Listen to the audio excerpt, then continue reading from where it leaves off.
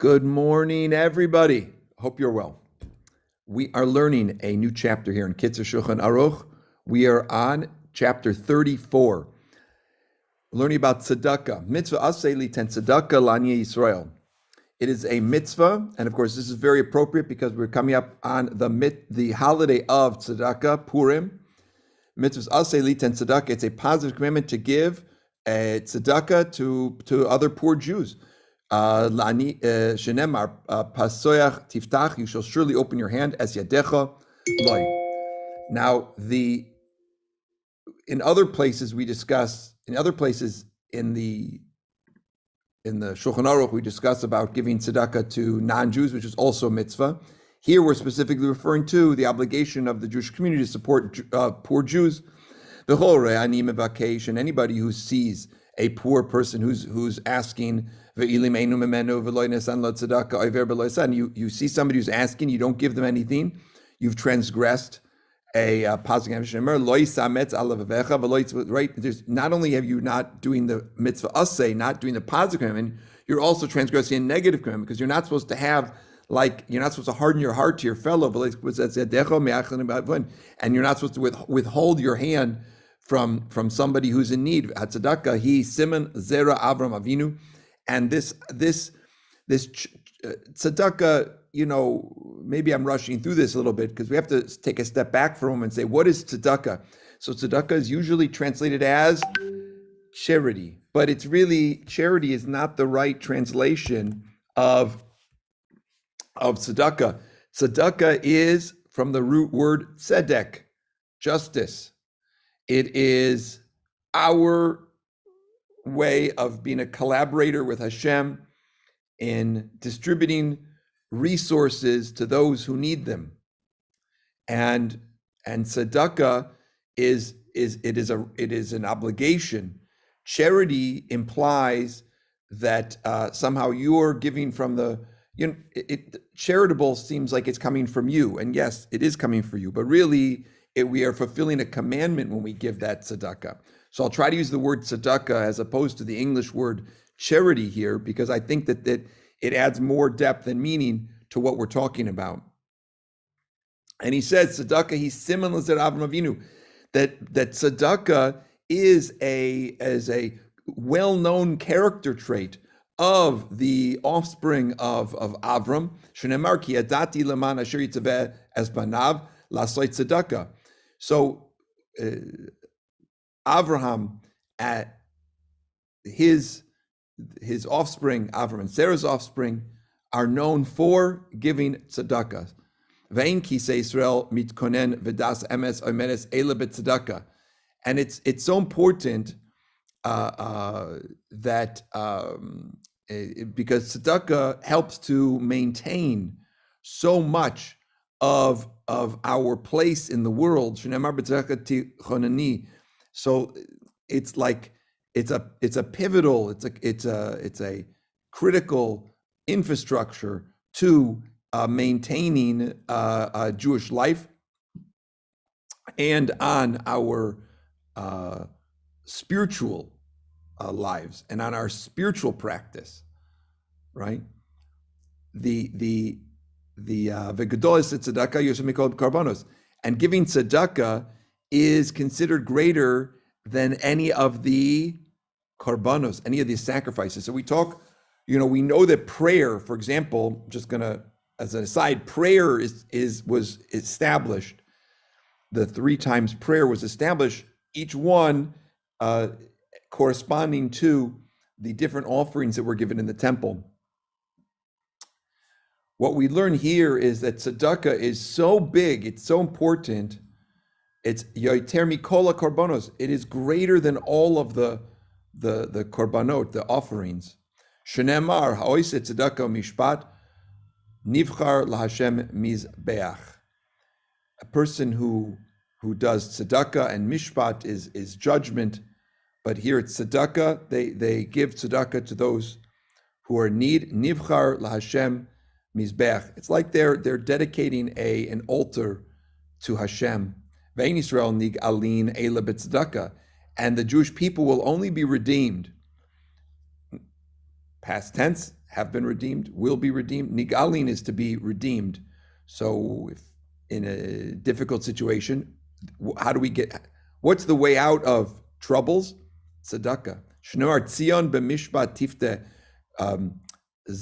Zion will be judged. V'shevet tzedakah.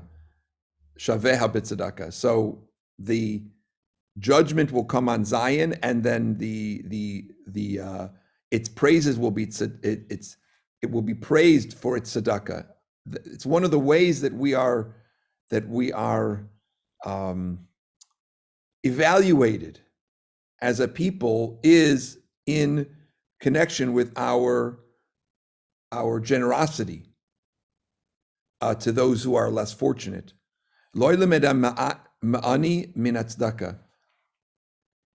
Everybody is obliged. There's no. One can't say, well, I just don't have anything to give, because there's always somebody who's poorer than you. So everybody has an obligation to give something. And through giving tzedakah, nothing bad is going to happen to a person, right? They're not going to give away some amount of money, and then that is going to in turn cause them any trouble. There's an old saying, no good deed goes unpunished.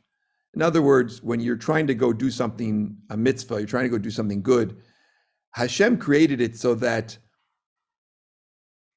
there's not necessarily an immediate connection between your good deed and any kind of benefit to yourself.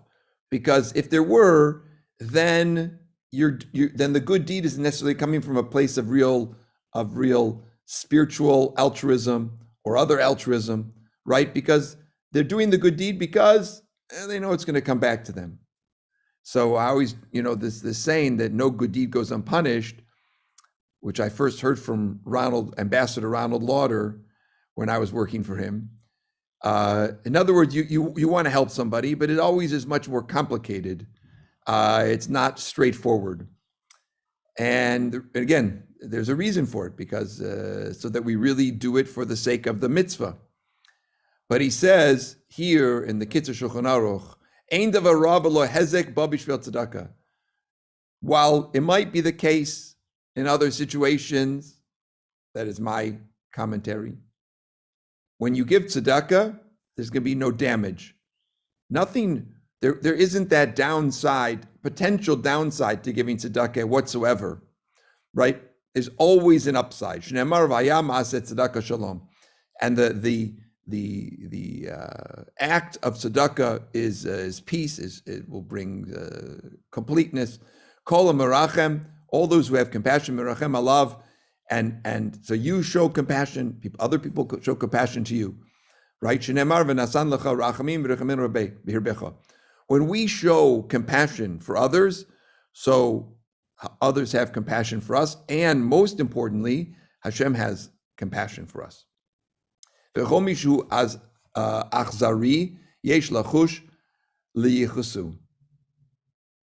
anybody who is tight-fisted and doesn't give tzedakah says you should be concerned. Maybe there's some issues with their lineage. Maybe they need to go to, what's the name of that company that does 23andMe?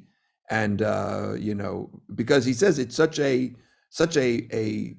well-known trait of Klal Yisrael, right? And of course, and somebody who converts to Judaism, it's such an important, so critical that if somebody's not giving a tzedakah, maybe they're a poser. And Hashem is very close, to the poor, to those who are in need. When the poor cry out, Hashem listens. Therefore, you have to be very attentive to their cry. Because Hashem has this special relationship with the poor. Right? They call out to me, and I am patient with them. It says in Shalmi, Taru Dela, Siftach Lini, Tiftach Lasa. Right? It's so, if we don't give to the poor, Hashem's not going to give to us. But you have to give Elibo shehu mevakesh kol sha'ah parnasaso v'kadosh baruch hu. And a person should with their heart. We always are asking Hashem for our parnasa, for our livelihood. Right? We're always asking, right? Please God, I hope this deal goes through. Please God, I hope I get a raise. Or if we don't have a job, please God, I'm going to find a job.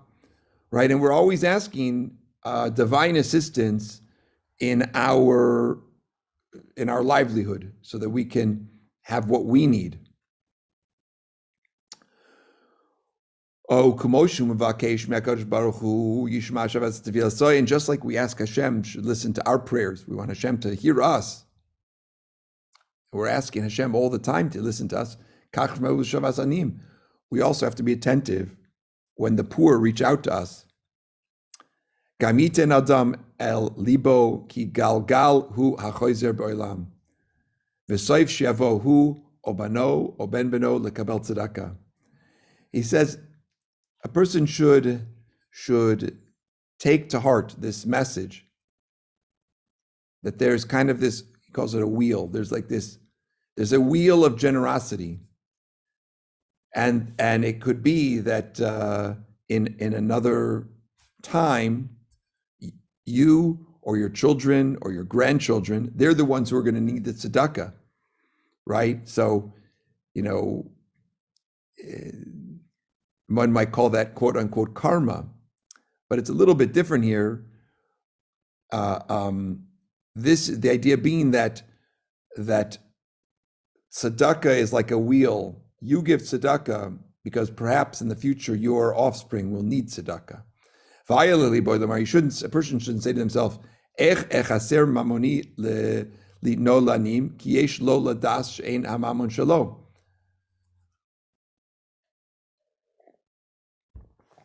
How can I give away my money to the poor? I shouldn't, it's my money. I earned it. I worked hard for it. This is my money. I earned this. Yes, you did earn it, but it wasn't all your own doing. Really, the money's not yours. Really, the money is entrusted to you as a pikadon. It's given to you. It's like it's a amount of money which was entrusted to you to look after and to handle. You're like a fund manager. We're all managers of the fund that Hashem gives us. And this is your literally portion, but this is your tafkid, this is your job in this world. And we have to place we have to place the giving of tzedakah in a very important position, because this is one of the reasons that we are given the resources we have. It is to distribute them in a wise way. So, right, it doesn't mean you have to spend on yourself. You have to pay your rent, do all the things, buy food, clothing, all these things. But a person who holds back and they say, what I made is for me, and they're not generous, so they're not doing their job as a fund manager with the funds that Hashem gave them. And v'tzedakah doicha gezeres rais umosefes chaim. And as we mentioned above, tzedakah has the unique power to nullify a decree against a person or against a community. And umosefes chaim, and it can increase life. Right? We say we say this right on the high holidays. Tzedakah, tshuva, tefillah, tzedakah. Right? These are ma'avirin right gezerah. Tshuva, returning to Hashem, tefillah, prayer, and tzedakah. these are the most powerful weapons that we have in our spiritual arsenal in overturning difficult situations. So if ever a person is in dire straits, the first thing they need to remember are these three things: tshuva, tefillah, tzedakah. And two of them on their own, without the first two, without tzedakah, is an incomplete act. And I want to just share here for a moment, we're going to finish, that this idea that the tzedakah that you give or don't give has, we're going to, tomorrow, I'm going to give the story tomorrow. We'll leave everybody on the edge of their seats. Phenomenal story about tzedakah. So everybody have a beautiful day.